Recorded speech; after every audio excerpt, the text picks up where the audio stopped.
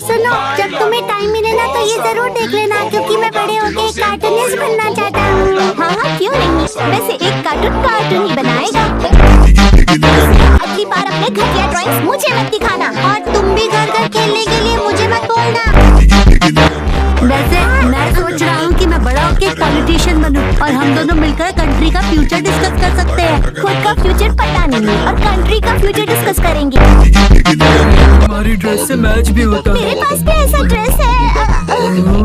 ये बहुत special stone है, स्पेशल दोस्त के लिए। मेरी इंसल्ट मत करो।